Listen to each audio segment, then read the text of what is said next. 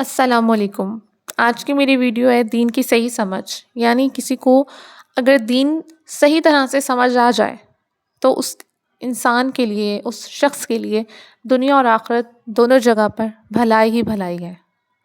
میری video and تک دیکھنے سے پہلے میرے چینل کو لائک، سبسکرائب، کامنٹ اور شیئر ضرور کر دیجیے۔ تو دین کی صحیح سمجھ، آج میں آپ کو اس کا پورا واقعہ بتاؤں گی۔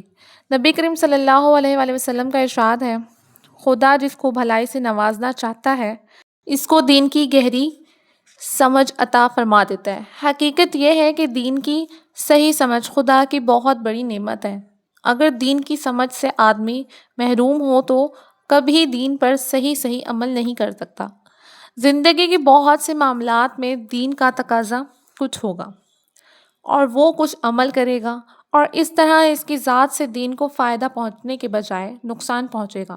بہت سی باتوں کو وہ دینداری سمجھ کر اختیار کرے گا، حالانکہ وہ باتیں دین کے خلاف ہوں گی۔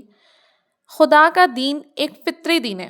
وہ انسانی ضرورتوں کا لحاظ کرتا ہے، انسان کے جذبات کا لحاظ کرتا ہے، اور ہر بات میں اعتدال اور میانہ روی کو بڑی اہمیت دیتا ہے۔ وہ بندوں کو خدا کے حقوق بھی بتاتا ہے اور بندوں کے حقوق بھی، اور ایسی جامع ہدایت دیتا ہے کہ اگر آدمی ان ہدایات کو ٹھیک سمجھ کر ان کی پیروی کرے تو وہ دنیا کے لیے رحمت کا سایہ بن جاتا ہے۔ وہ دنیا کے معاملات کو روشنی میں دیکھتا ہے اور کبھی کسی کا حق نہیں مارتا۔ مثلاً اس کے ساتھ سوچیے، اس کا ساتھی بھی سفر کر رہا ہے، یہ شخص بڑے جذبے سے ایک جنگل قرآن کی تلاوت میں مشغول ہے۔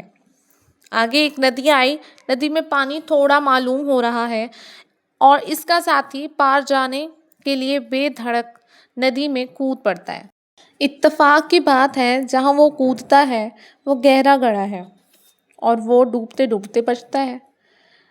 جب وہ باہر نکل کر آتا ہے تو اپنے ساتھی سے کہتا ہے کہ آپ تو اکثر اس راستے پر سفر کرتے ہیں اور آپ کو یہ نہیں معلوم کہ یہاں اتنا گہرا گڑھا ہے۔ اتنی دیر میں وہ قرآن پاک کی سورت پوری کر کے اپنے اوپر دم کر لیتا ہے اور کہتا ہے، بھائی مجھے تو خوب معلوم تھا کہ یہاں گہرا گڑھا ہے اور خدا نے خیر کر دی کہ تم بچ گئے، مگر میں تمہیں کیسے بتاتا، میں تو قرآن پاک کی تلاوت کر رہا تھا اور سورت پوری نہیں ہوئی تھی۔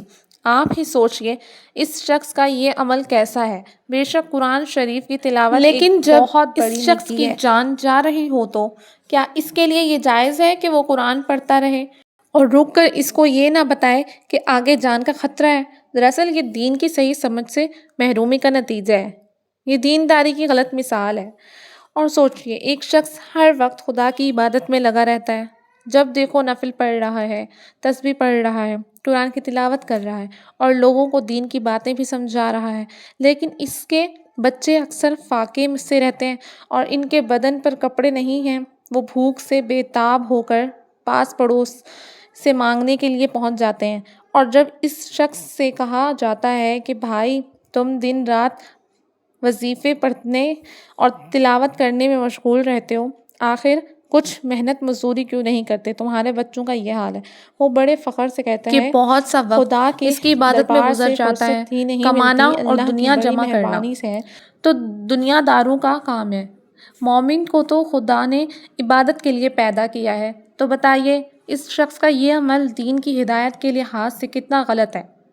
لیکن وہ سمجھتا ہے کہ میں نفل پڑھتے رہنا اور بچوں کو بھوکا دینداری ہے۔ حقیقت یہ ہے کہ آدمی اگر دین کی صحیح سمجھ سے محروم ہو تو وہ کبھی بھی دین پر صحیح عمل نہیں کر سکتا، اور لوگ اس کو دیکھ کر ہمیشہ دین کے بارے میں غلط تصور قائم کریں گے۔ اگر آدمی دین کی صحیح سمجھ رکھتا ہو تو وہ کبھی ایسی حرکتیں نہیں کر سکتا۔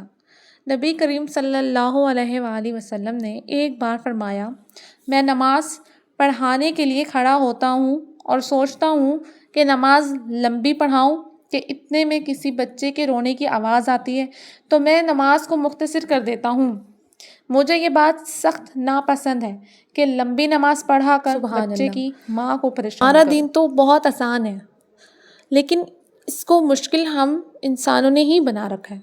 ہم دین کو سمجھتے ہیں نہیں اور بس بول دیتے ہیں کہ دین میں ایسے ہے ایسے ہے، بہت مشکل ہے ہمارا دین، لیکن نہیں، اللہ تعالیٰ نے دین کو انسانوں کے لیے ضرور بنایا ہے، لیکن اس کو اتنا مشکل نہیں بنایا، اس کو مشکل ہم لوگوں نے خود کیا ہوا ہے۔ امید ہے کہ آپ کو میری یہ ویڈیو اچھی لگی ہوگی۔ اب تک کے لیے اللہ حافظ۔